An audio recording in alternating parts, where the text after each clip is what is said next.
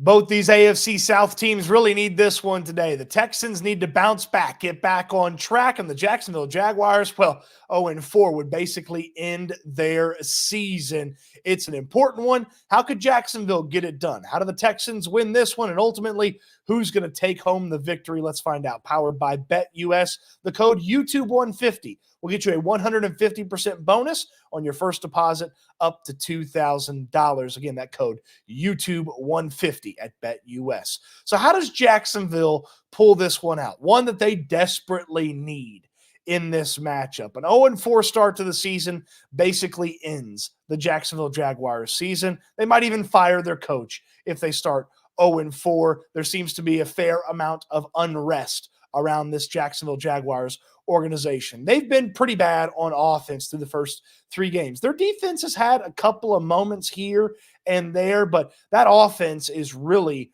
where it has been disappointing to have a $275 million quarterback like Trevor Lawrence and to not be able to consistently move the football either through the air or on the ground. It's been bad for Jacksonville. So how do they get this done? Neutralize the Texans' pass rush. Now, there's 2 ways for them to do that.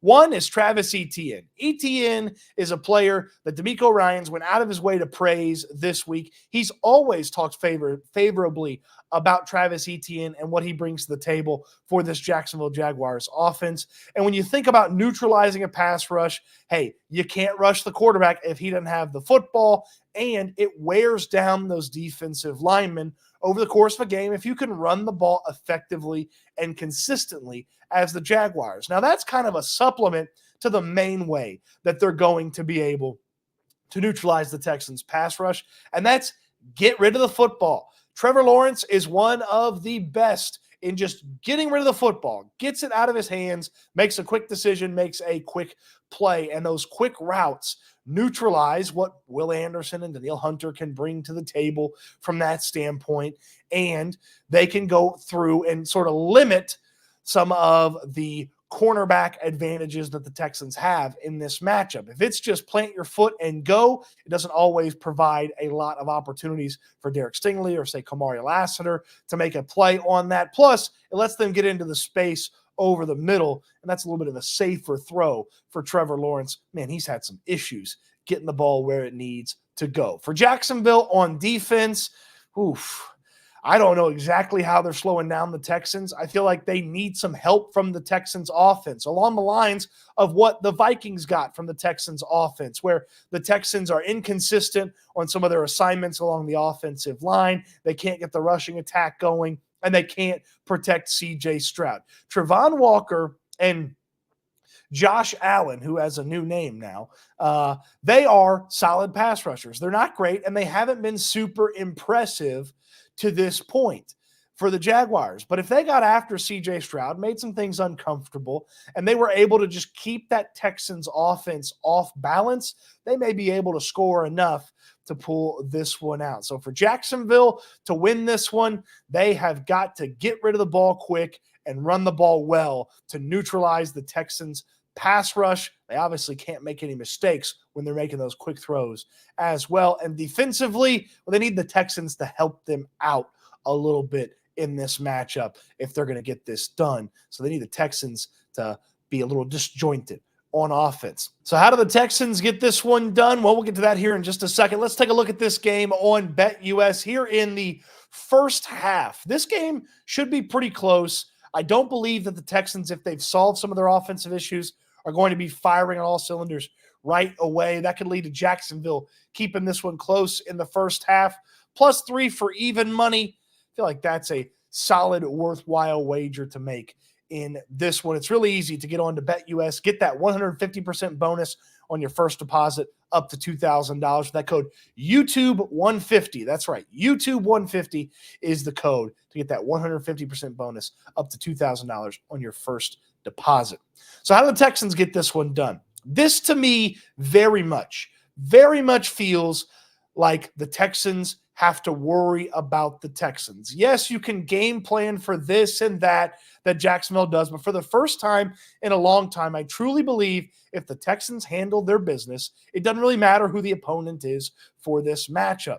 So for the Texans on offense, hey, The 5 guys on the offensive line, they've got to be excellent. They've got to bounce back from the poor performance last week. The penalties were not good. The pass blocking was not good. The run blocking was not good. If those 3 things switch and turn into good things for the Texans offensive line in this matchup, then the Texans will be able to roll through the Jacksonville Jaguars and take care of business against them.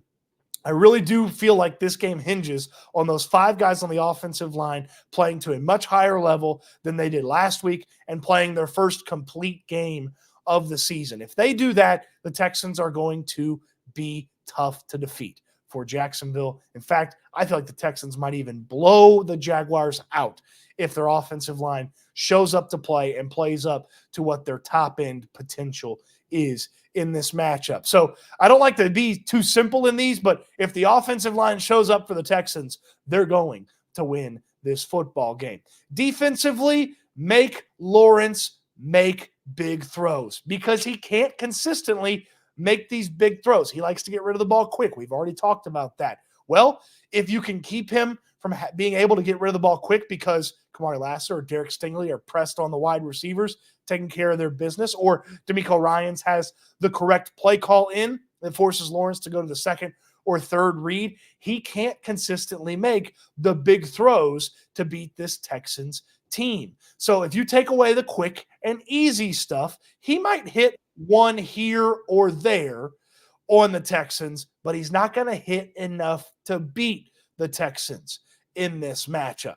So force Lawrence to make the big throws because he can't always make the big throws. That's what the Texans defense needs to do. So who's going to win this one? I've got the Houston Texans winning this one, taking care of business in this matchup. Let's go 24-21. A late Jaguars score gets them close, but not close enough. It gets you slightly over the over in this matchup, and it's a replication of the score the last time these two teams met at NRG Stadium, but it's flipped. The Texans get the victory on this one. I just don't know that the Texans offense is going to fix everything in 1 week, and a feral, wounded Jaguars team, this might be their best effort all season long. Unfortunately for them, it's going to come in a losing effort. What say you? Let me know in the comment section down below what you think. How do the Jaguars win? How do the Texans win? Who's going to win? The comment section open for you. And of course, don't forget, YouTube 150 is the code at BetUS to get that 150% bonus up to $2,000 on your first deposit. They'll even give you 125% bonus on your second and third deposit up to $2,000. Again, that code YouTube 150. Appreciate you watching the video. Hope you enjoyed it. Happy game day. We'll talk Texans after the game today.